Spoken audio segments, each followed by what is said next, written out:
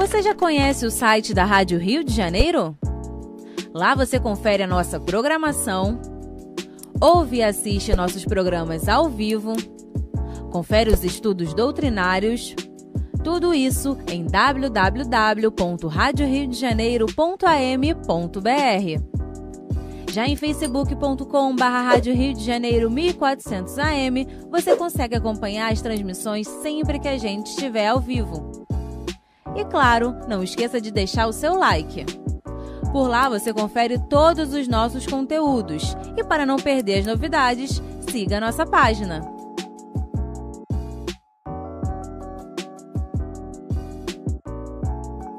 Você também pode se inscrever no nosso canal do YouTube e ativar o sininho de notificação.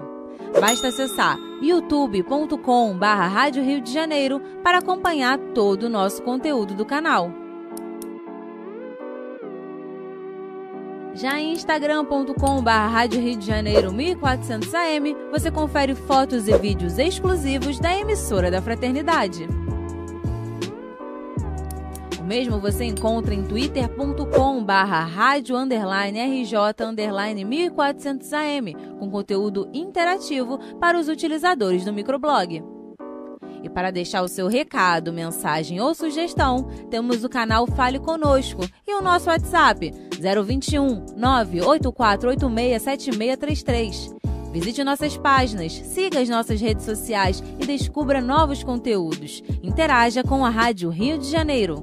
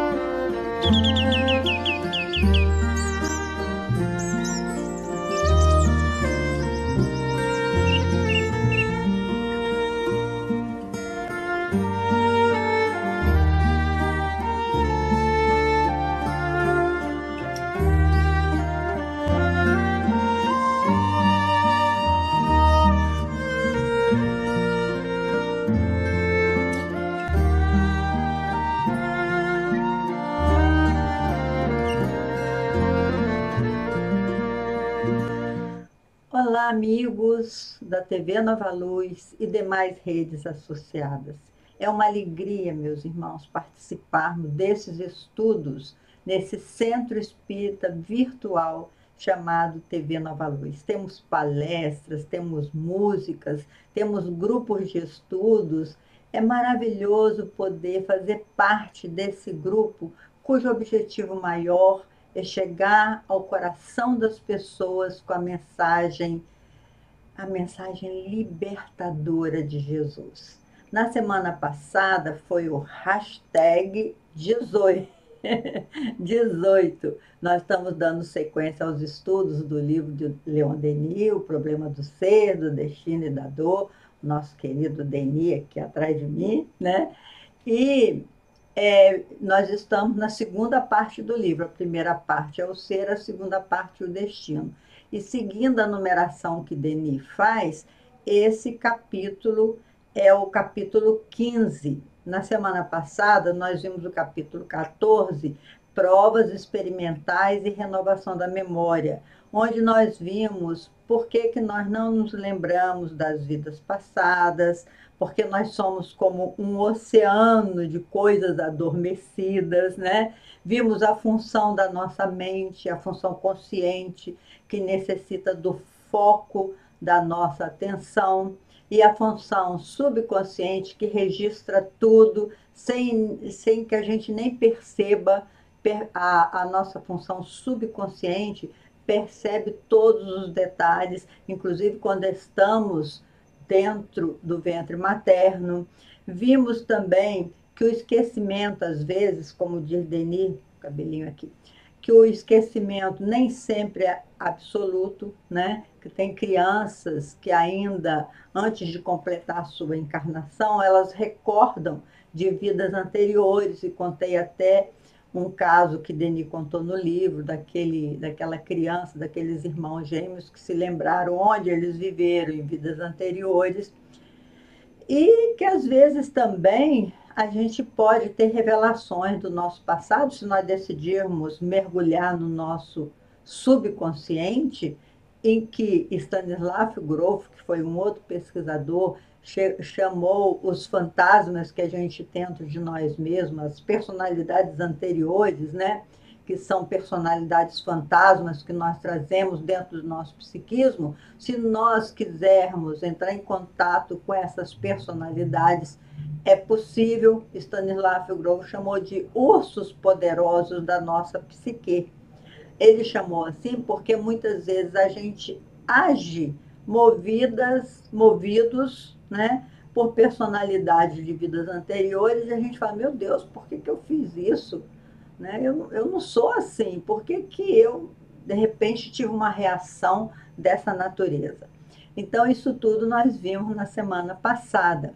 Dando seguimento aos estudos, nós vamos estudar hoje o capítulo 15, que fala sobre as crianças prodígios e a hereditariedade. E Leon Denis lembra Platão, que disse muito bem que aprender é recordar. Ele diz isso porque hoje, assim como na antiguidade, os grandes sábios já tinham percebido que ninguém nasce como um livro em branco, né? Que todos nós trazemos uma bagagem psíquica, conhecimentos que vêm conosco em cada existência.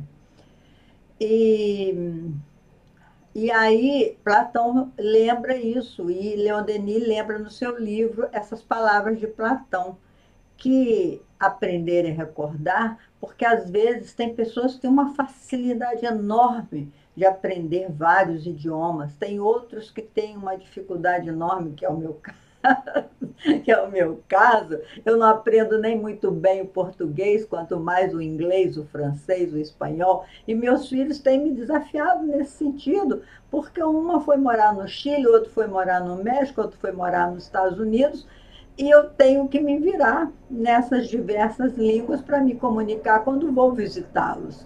Então, eu pude ver o tamanho da minha dificuldade em me movimentar com vários idiomas. E tem pessoas que é assim, rapidamente eles pegam o ritmo, a musicalidade da língua e aprendem com muita facilidade.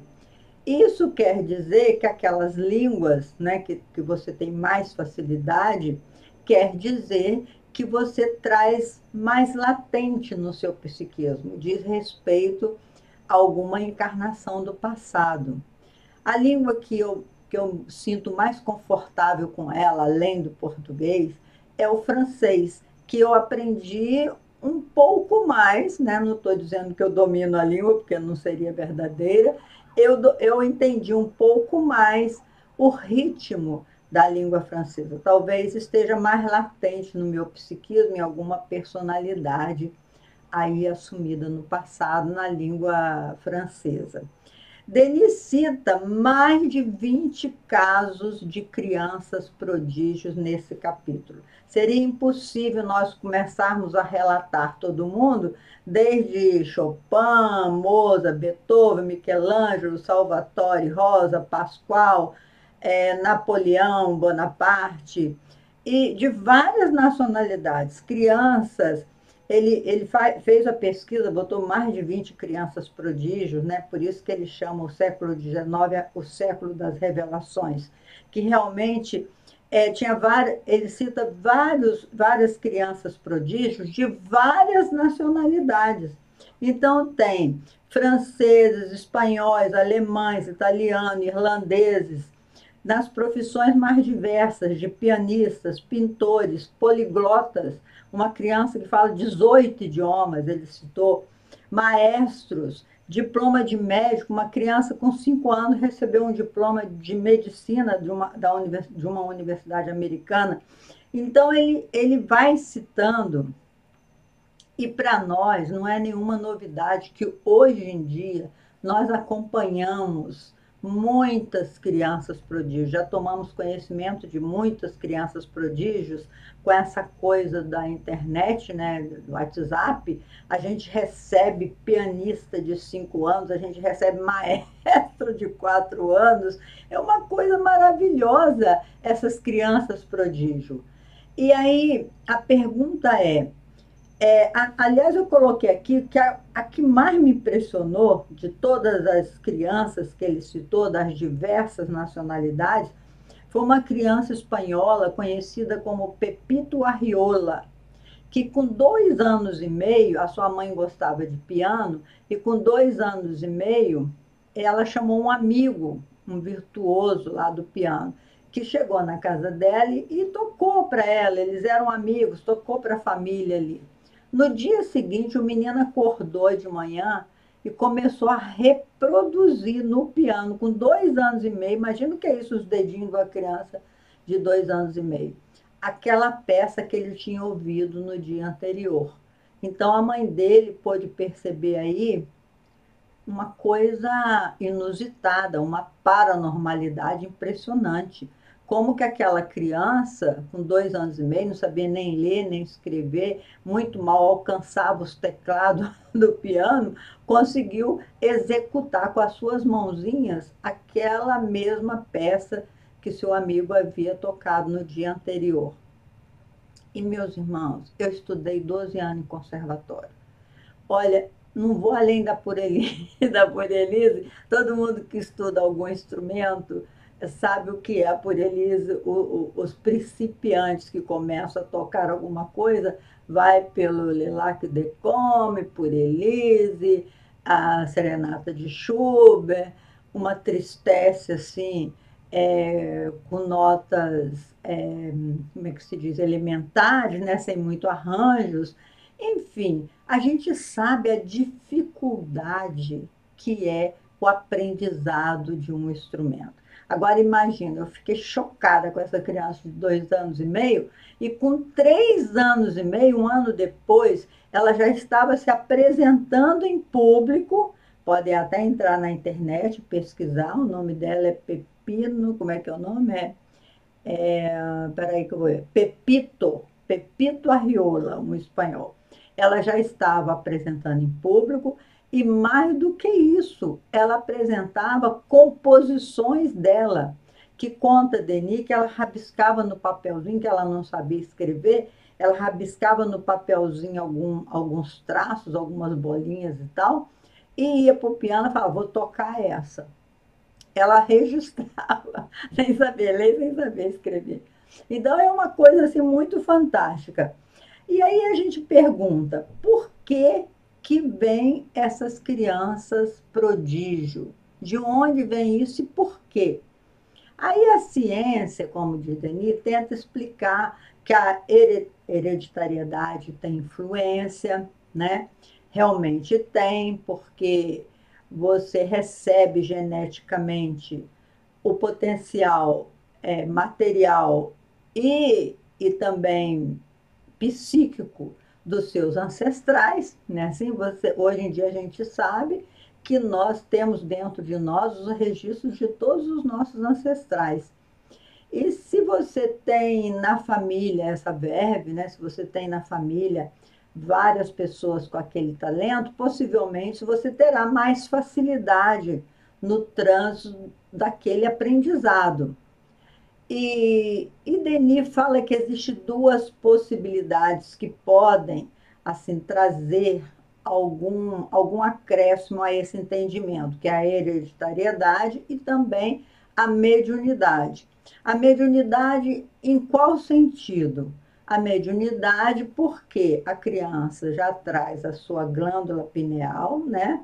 Essa pineal que é essa válvula transreceptora que fica aqui na direção do centro de forças frontal ou terceiro olho que os esoteristas chamam, né?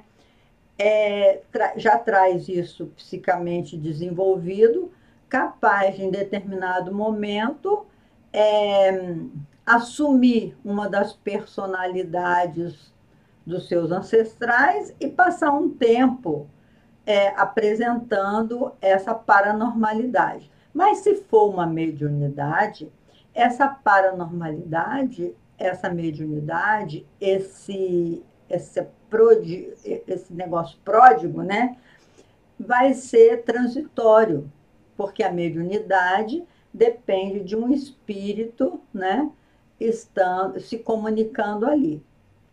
E a criança prodígio não, é ela mesma, são conquistas dela mesma, que ela elaborou ao longo das múltiplas existências que ela teve naquele campo, né, de trabalho ou de arte, e ela se manifesta, né, ainda pequena, ela manifesta todo aquela conquista pródiga, né, essa conquista, para trazer para a humanidade depoimentos, não só da imortalidade, como também de vidas pregressas. Então, é só com a reencarnação é uma chave que explica facilmente esse fenômeno que o espírito já traz. E por que ele traz de forma tão latente? É porque ele vem em missão. Ele vai aperfeiçoar, né, no trânsito da sua vida, ele vai aperfeiçoar aquele talento que ele já tem e, ao mesmo tempo, servir de exemplo vivo de que a vida tem noção de continuidade. Então, como diz Denis, o aspecto hereditário a gente tem que considerar, porque nós sabemos que a nossa genética, herdamos o corpo físico dos nossos pais, né? E da nossa ancestralidade, porque ali como diz no Evangelho, que nós herdamos, pagamos pelos erros dos nossos pais até a quarta geração, mas também não só os erros, mas também os seus acertos, nós somos herdeiros, quem sabe, até a quarta geração que os evangelhos colocaram. Mas a reencarnação é uma chave importante, porque a cada um segundo as suas obras. Se nós conquistamos isso no passado, dizem alguns amigos espirituais que nós temos, que o aprendizado, para você se tornar um virtual em um instrumento qualquer, às vezes uma encarnação só não dá tempo. Você tem que vir em várias encarnações estudando aquele instrumento e se aperfeiçoando. Eu acredito isso, porque a música é tão fantástica e tão complexa que a gente tem que estudar muito. Eu me lembro o maestro Vitor, que foi um professor que nós tivemos lá em Juiz de Fora, lá no conservatório, ele dizia para mim, Leila, é necessário estudar pelo menos umas 9 horas por dia. Você tem que estudar 3 horas de manhã, 3 horas da tarde, ou 4 de manhã, 5 à tarde. Você tem que estudar muito para que você tenha aquela leveza nos seus dedos, né? Eu estou falando no caso do piano, mas imagina um violino, um saxofone. Para você ser um virtuoso, você tem que se dedicar muito. E, às vezes, a gente necessita de mais de uma encarnação. Denis fala que a personalidade do passado, as personalidades do passado, estão registrados dentro de nós. Então, se você, numa vida anterior, você foi um exímio pianista, digamos, mas você precisa reencarnar adormecendo esse seu talento para conquistar uns outros que ainda você não houvera tido tempo ou não teve oportunidade de desenvolver. Então, você não vai, nessa existência, tocar piano, mas vai gostar muito do instrumento, né? você vai desenvolver outras habilidades.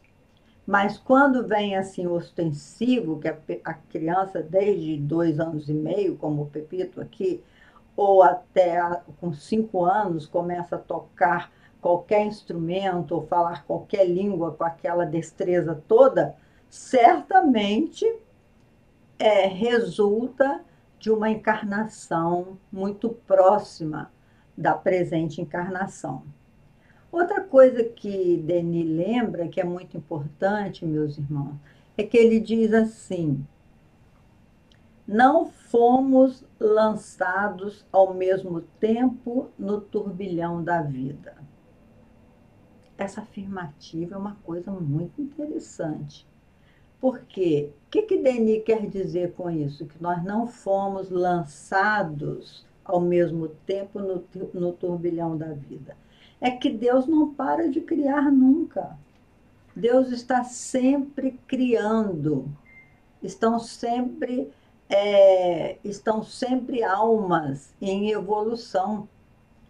E nós, cada um de nós, tem uma idade espiritual, de acordo com as próprias conquistas. Então, às vezes, a gente exige do outro uma conquista que ele ainda não tem condição de apresentar. É como você pegar uma criança e querer ensinar raiz quadrada para uma criança de 3 anos. Se ele é um menino prodígio, certamente, e se for a sua prodigalidade for em matemática, ele vai resolver. Mas o espírito tem a sua idade espiritual. Nós estamos, segundo Emmanuel, na infância terrena ainda. A nossa idade espiritual de conquistas ainda é pequena, porque ainda somos movidos pelas nossas paixões, apesar de sermos espíritos antigos, né, velhos, apesar de já termos reencarnado muitas vezes, mas essas reencarnações não representaram crescimento espiritual acelerado, ao contrário, é um crescimento espiritual retardado, digamos assim. Por que eu posso afirmar isso? Porque a nossa glândula pineal, essa glândula que é chamada da mediunidade, que nos permite entrar em contato com as outras dimensões da vida, ela foi atrofiada. Por mais de 1.500 anos, não foram poucos anos, por mais de 1.500 anos, nós nos permitimos acreditar, assim, o nosso nível evolutivo nos permitiu acreditar que nós éramos filhos do erro e do pecado. Se nós quiséssemos entrar em contato com seres de outras dimensões, nós seríamos reconhecidos como bruxos, como doentes mentais, como loucos. Quantas pessoas no passado foram internadas nos hospitais como doentes mentais, como loucos, porque diziam ouvir vozes, porque tinha uma premonição, ou tinha uma precognição, ou tinha uma intuição mais forte. Todo contato com essa dimensão extrafísica, com a percepção extrasensorial, era proibitivo, era proibido. Só os bruxos, os feiticeiros, que tinham esse poder, e assim mesmo eles foram condenados como heréticos. A gente lembra Hermínio Miranda, no seu livro Os Cátaros e a Heresia Católica, Hermínio Miranda nos conta que na região do Languedoc, ou seja, da língua do Oc, que era uma variação do francês no sul da França, né? A região do Languedoc, no oeste ou no sul da França, não sei, a língua do Oc, foram queimados mais de 400 pessoas num só dia, os cátaros, porque os cátaros não aceitaram aquela organização que nós, seres humanos, na época, fizemos, né? Aquela organização, aquela instituição, em nome de Jesus fazia muitas guerras. E aquele equívoco durou 1.500 anos, os tribunais da Inquisição, tudo aquilo nós organizamos no passado. Então, meus irmãos, a nossa idade espiritual é uma idade da infância, a gente ainda é infantil nesse sentido, ainda é birrento, ainda quer ter razões, ainda quer ser dono da verdade, né? E a verdade, o que é a verdade? Nós já até contamos um caso, né, de Roberta Saggioli sobre isso.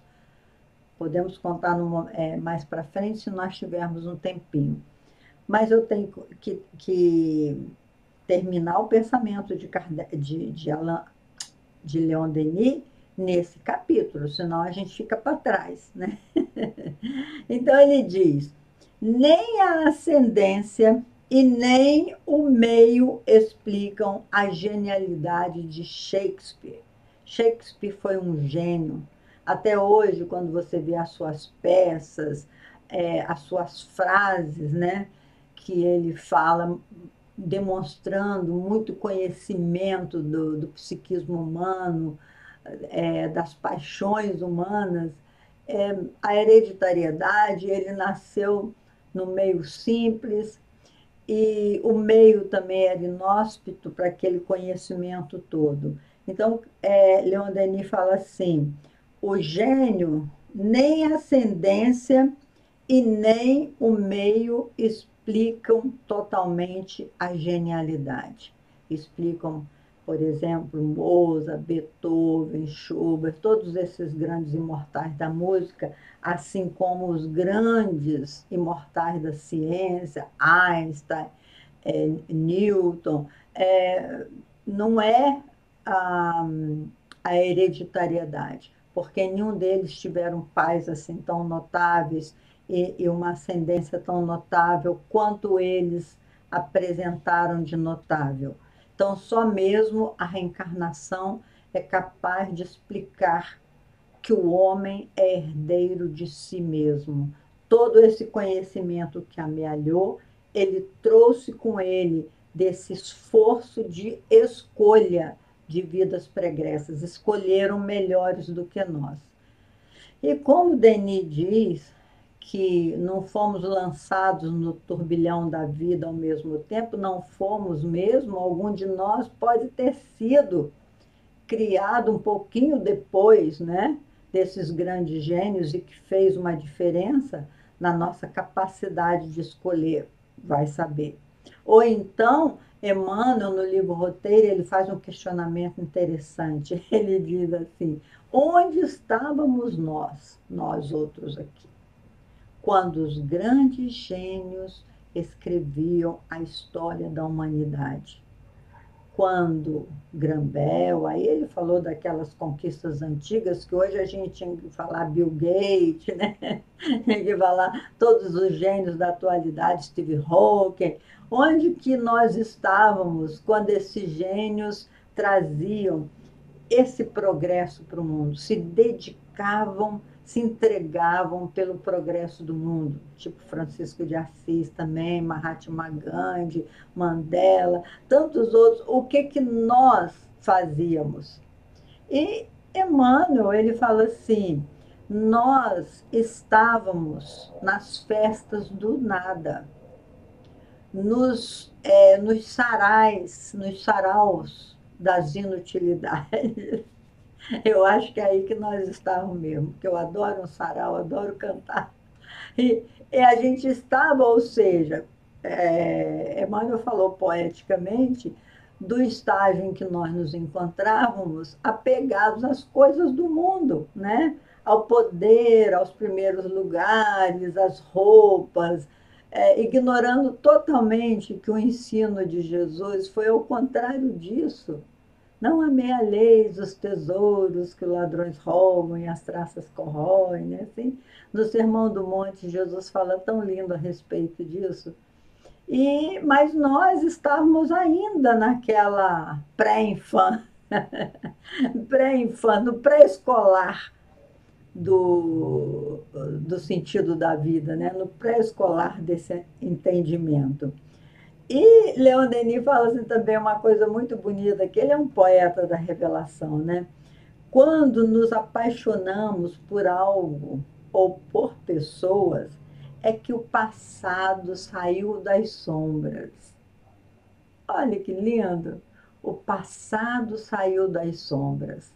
Dentro de nós a gente tem luz e sombra, mas não é dessa sombra que ele está falando.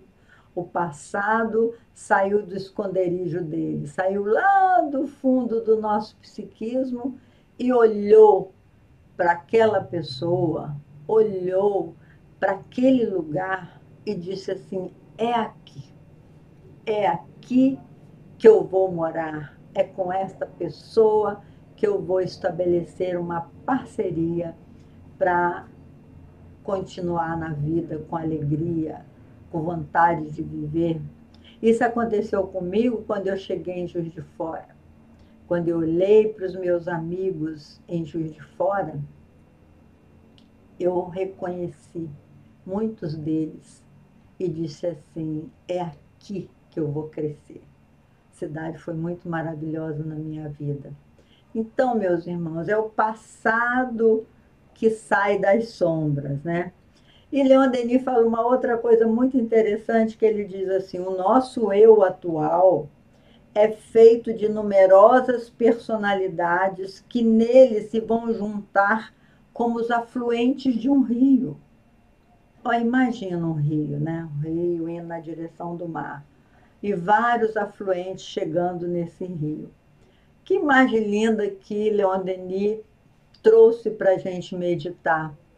Que o nosso eu, né, que está na periferia do nosso psiquismo, que nós já falamos sobre isso também, mas vale a pena recordar, eu não sou eu. Eu sou alguém que caminha ao meu lado, que permanece em silêncio quando eu estou falando, que perdoa e esquece quando eu estou irado, esbravejando, que segue sereno quando eu estou aflito e sofrendo, mas que estará de pé quando eu estiver morrendo. Eu não sou eu. Eu sou alguém que caminha ao meu lado. E por este alguém vale a pena conspirar. Esse poeta Juan Jiménez, espanhol, ele está falando aí dos dois eus. O eu, personalidade, e o eu profundo, individualidade. Quando ele diz, eu não sou esse eu, persona. Porque eu sou, o que eu sou é o que eu estou, ou seja, o espírito imortal em evolução. Então ele diz: eu não sou eu sou aquele que caminha ao meu lado. Ou seja, a alma imortal está aqui do lado. É muito lindo isso. Está do lado dessa persona, né? O eu persona e o eu individualidade. Eu não sou eu sou aquele que caminha ao meu lado, que permanece em silêncio quando eu estou falando, que perdoa e esquece quando eu estou irado, esbravejando, que segue sereno quando eu estou aflito e sofrendo, mas que estará de pé quando eu estiver morrendo. Olha, meus irmãos, esse poeta falando nisso. Então, Leon Denis diz: esse eu, personalidade dessa existência, ele está cheio de outros eu aqui, que dentro de nós compõem esse rio que Denis fala com seus afluentes. Então, quando nós desencarnarmos, nós vamos devolver o nosso corpo físico à Terra e vamos ascender com essa personalidade renovada, porque a personalidade Leila Brandão termina aqui, nessa existência. Mas a individualidade Lélia vai continuar, ou Leila, que o meu nome é Lélia, já falei isso com vocês, né? A individualidade Leila vai continuar a sua jornada evolutiva. quem sabe merecendo assumir uma nova personalidade ainda na Terra, quando nós já estivermos bem mais evoluídos do que agora, porque já falamos disso também, que o tempo que nós gastamos na dimensão espiritual, desencarnados, vai depender do nosso conjunto de dívidas, né? Nós vamos ter que vir resgatando, não dá para a gente resgatar tudo de uma vez, a gente vem resgatando em prestações mensais quando a gente faz uma compra muito grandiosa. Então, ao longo das múltiplas existências, nós fomos repetidores de erro e, por conta disso, nós temos que vir reencarnar muitas vezes, às vezes não ficando muito tempo na dimensão espiritual, pela necessidade do nosso psiquismo querer refazer a caminhada equivocada da forma mais rápida possível. Por isso, concluindo o nosso estudo, que está na hora, nós somos herdeiros de nós mesmos, como diz os Espíritos. E relembrando o grande Jesus, nosso mestre amoroso e bom, em dizer a cada um será dado, segundo as suas obras. E nós dizemos, segundo as nossas escolhas, né? Nós espíritos dizemos, porque eu de mim não sei nada, eu preciso ainda de muita ajuda espiritual. Então, finalizando, eu peço a Jesus que nos envolva na sua paz e que vocês me ajudem a crescer aqui. Mandem sugestões, perguntas, participem conosco, né? Compartilhe esse trabalho, porque quanto mais nós crescermos, mais ajuda nós poderemos dar aos nossos irmãos mais necessitados do que nós mesmos. Um beijo, meus irmãos, fiquem com Deus e até o nosso próximo encontro, se Deus quiser.